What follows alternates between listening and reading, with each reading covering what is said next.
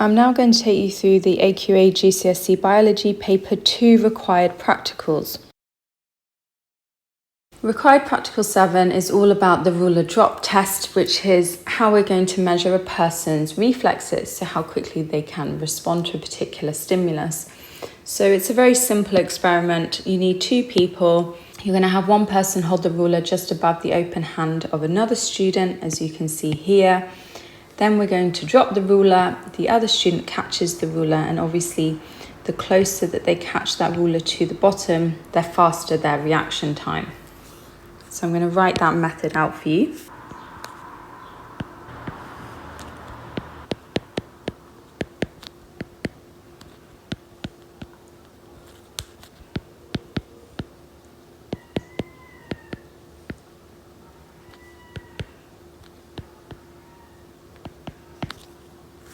So there's my method for Required Practical 7, the ruler drop test. It is important to be able to react quickly. Many people think that drinking coffee decreases reaction time. Plan an investigation to test the effect of drinking coffee on reaction time.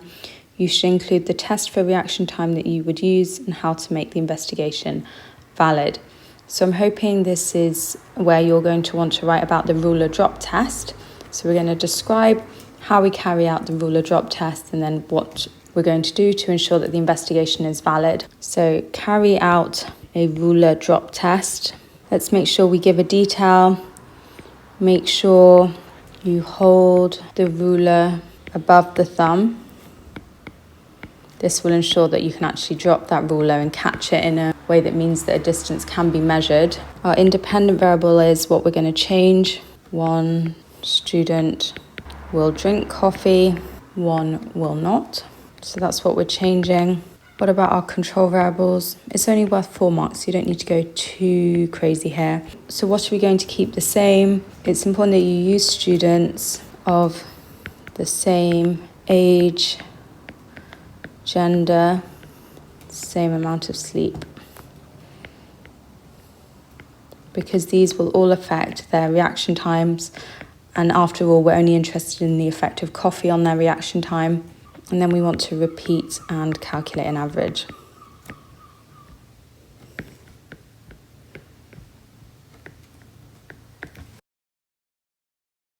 So required practical 8 is all to do with tropism. So the way it's worded in the specification is that you need to be able to investigate the effect of light or gravity on the growth of newly germinated seedlings. Just to remind you, if we have the sun or a light source that's in one direction, you will find that the shoot, excuse my dreadful drawing, the shoot shows positive phototropism, and that means that it's growing towards the light. How does that happen? Well, auxins produced in the tip of the shoot diffuse to the side of the shoot furthest away from the light, so the more shaded side. And this causes cell elongation, so those cells to lengthen, which fundamentally causes that shoot to bend towards the light. And why does it want to do that? So it can receive more light and carry out more photosynthesis. Remember, the point of photosynthesis is to produce glucose, which will lead to more plant growth. So I've written you a really nice full answer here as to why a shoot will carry out positive phototropism. If we look at the effect of gravity, we're going to say that roots show positive geotropism. That means that they grow in the direction of gravity. And think about the reason for that. It's so that they can provide anchorage to the plant and so that they can obtain more water and mineral ions in that soil. So those mineral ions could include nitrates, which are needed to build plant protein. So always think about why these plants are displaying these various tropisms. Let's now plan an investigation to show the effect of light from one direction on the growth of plant seedlings. So if you've been following me for a while, you'll know that I like to use the variable layout. So our independent variable, and it is important that you can identify these throughout your science exams. The independent variable is what you will change. So we are looking at the effect of light from one direction. So I will change the direction of the light source, e.g. leaving the seedlings in the dark with light from one side.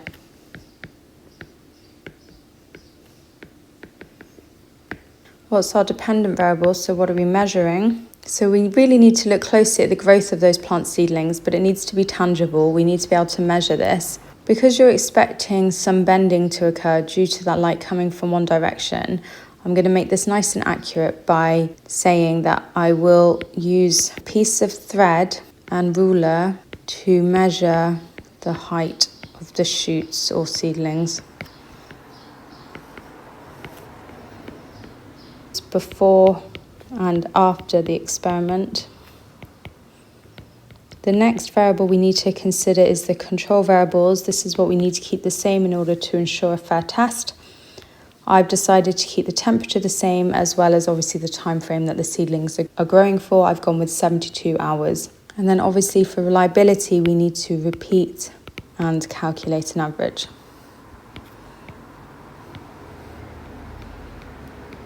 So there's lots of different ways of doing this, but this is just the way that I have chosen. Students investigated the response of plant shoots to one-sided light. Figure 13 shows how the students set up 3 experiments. So you've got light coming from one direction over here. We've got some ink marks drawn on a shoot, and then 12 hours later, as you'd expect, the shoot's bent towards the light and those ink marks have spread out. In experiment B, we've got a light-proof box, so that's why we've got no phototropism being shown. And then again, you've got light in all directions in experiment C. Suggest 2 control variables the students should have used in their investigation. Anything sensible here, such as temperature, species of plant. Describe how experiment B and C acted as controls in the investigation. So B is acting as a control because it shows that the response in A is due to light, and that's because B has no light. And experiment C shows that the response in A is due to one-sided light because C has light from all sides.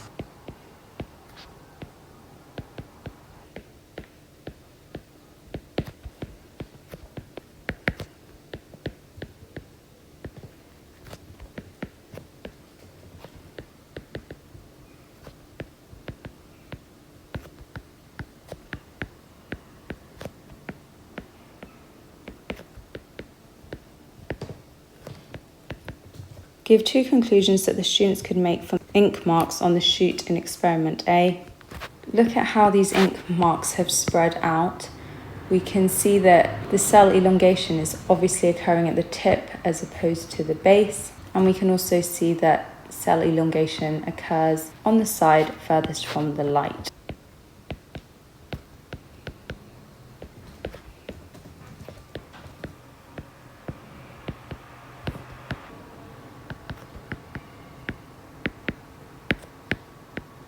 Name the type of response shown by the seedling in experiment A. So it's responding to light in a positive way. It's growing towards the light, so that is a positive phototropism.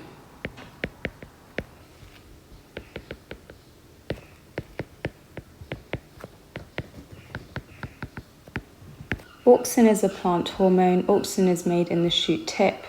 Scientists investigated the role of auxin in the response of shoot tips to light. This is the method used.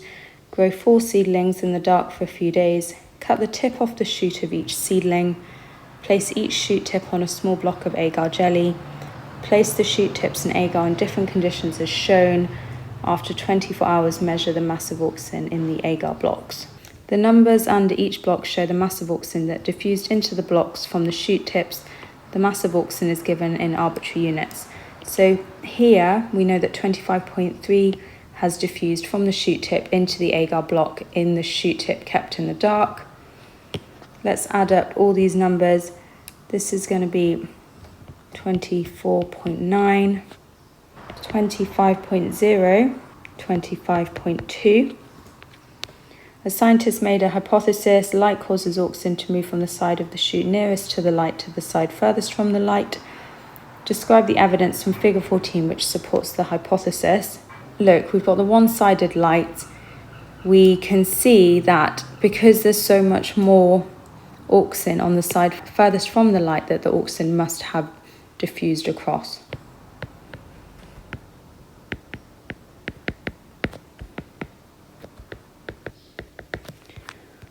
What other evidence do we have?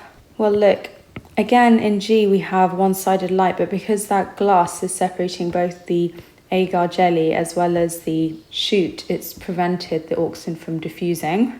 And then if we compare it to G, yes, we've got unidirectional light. That means light coming from one direction. But here you've got an equal amount of auxin on each side, and that's showing that the glass has prevented the auxin diffusing through the shoot, which again supports the hypothesis.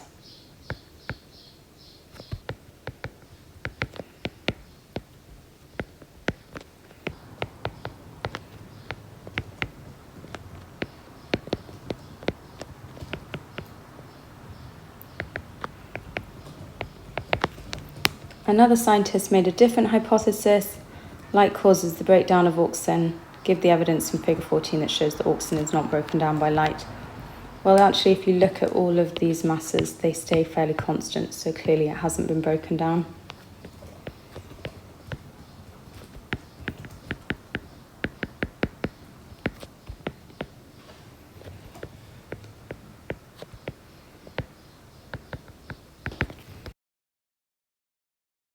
Required Practical 9 is all about using a quadrat in order to investigate the distribution of organisms in their habitats.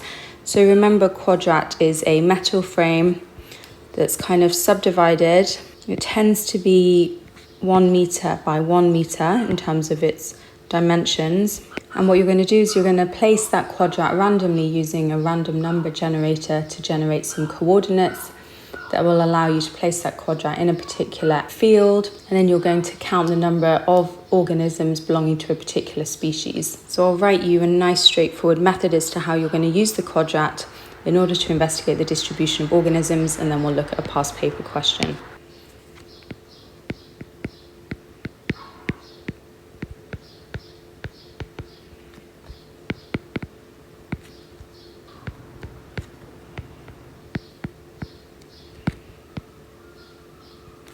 And remember, if you like these sorts of answers, my revision guide is absolutely full of them.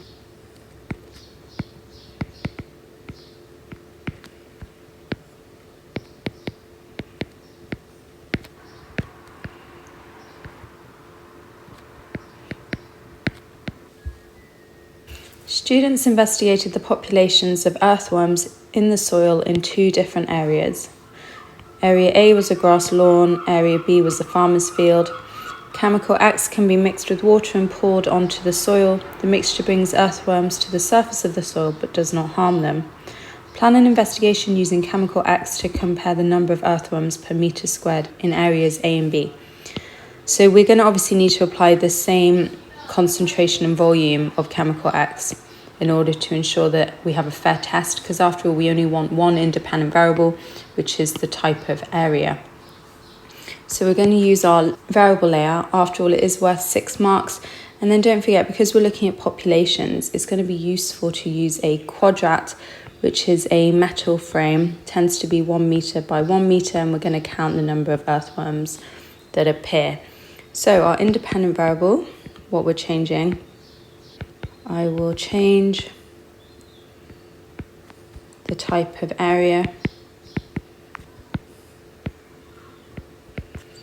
We're going to have a grass lawn versus a farmer's field. What is our dependent variable? So what are we measuring? Count the number of worms in both areas present in a 1 meter by 1 meter quadrat. Make sure you're spelling quadrat correctly. Control variables, it is worth 6 marks, so do mention many things that you're keeping the same. So as I've already said, same concentration and volume of chemical X applied to both areas. I've already mentioned the same size of quadrats, so that's also a mark. Same time frame, let's call it 1 hour between application of chemical X and counting the number of worms. And then obviously for reliability, we want to repeat 5 times in each area and calculate an average. And then an extra point to make, because you're using a quadrat, it's very specifically a quadrat point, but you want to place the quadrat randomly in your 2 areas. So you could use a random number generator and plot coordinates. But that's what I personally would write to make sure I get those 6 marks.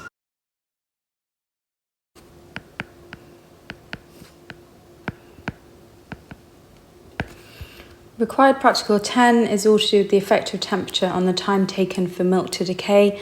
Just to give you a little background, milk contains fats, so lipids. Now lipids, remember, are broken down into fatty acids and glycerol by the enzyme lipase. And so obviously our independent variable, what we're changing in all of this is going to be the temperature.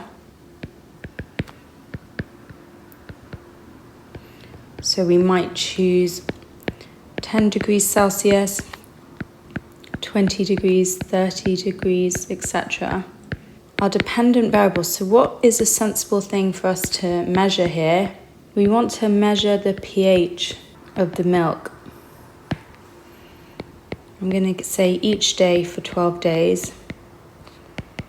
And the reason we're going to do that is if you look carefully at this equation here, the fatty acids which are produced, because they're acids, they will have a low pH.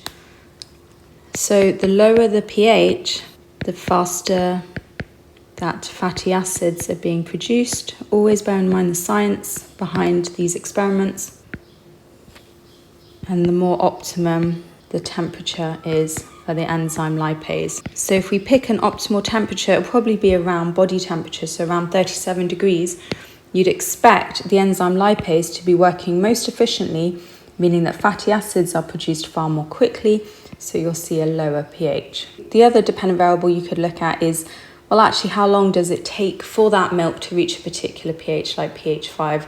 The faster it achieves that pH 5, the more optimum the temperature.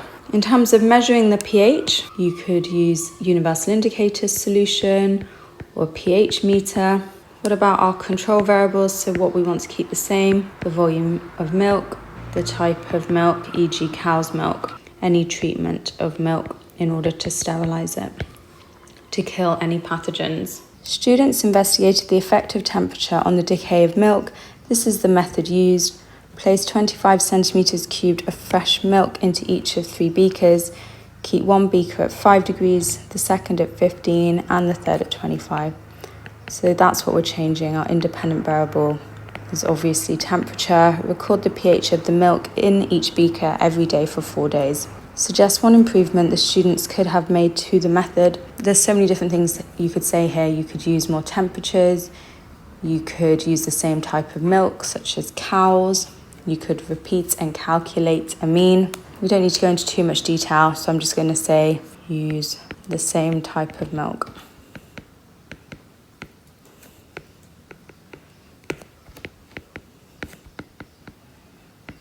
Figure 6 shows the results at 5 degrees and 15 degrees. Complete figure 6. You should plot the data for 25 degrees Celsius from table 1 and draw a line of best fit. So let's take this data here.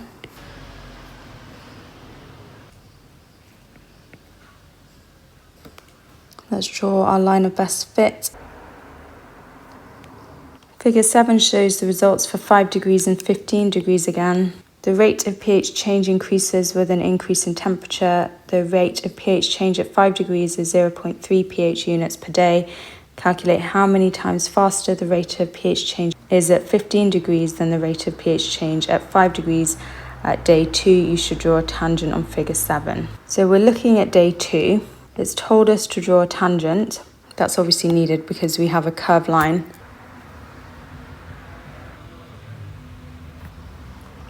So here's my tangent drawn for the temperature, which is 15 degrees for the time of 2 days. So now we need to find the change in y over change in x. So our change in y is 6.5, go all the way down. It ends at 4.5. What's our change in x? It's nice and straightforward, it's just 4. Put that into your calculator and you'll get 0.5. So I'm just going to put my working here. So we know that at 15 degrees Celsius, this is our rate of pH change. We're being asked to find how many times faster that rate is at 15 degrees compared with 5 degrees, which we were told was 0.3 units per day. So we just do 0.5 divided by 0.3 to get 1.67. Milk contains lipids. The lipids are broken down when the milk decays. Remember, it's going to be the enzyme lipase that takes those lipids and turns them into fatty acids and glycerol. And it's the fatty acids, remember, because they're acids which are responsible for the lowering of the pH. So explain why the pH changes more quickly when the temperature is higher. So the enzymes have more kinetic energy. So lipids are broken down more quickly into fatty acids. And it's the fatty acids which are responsible for the lowering of the pH.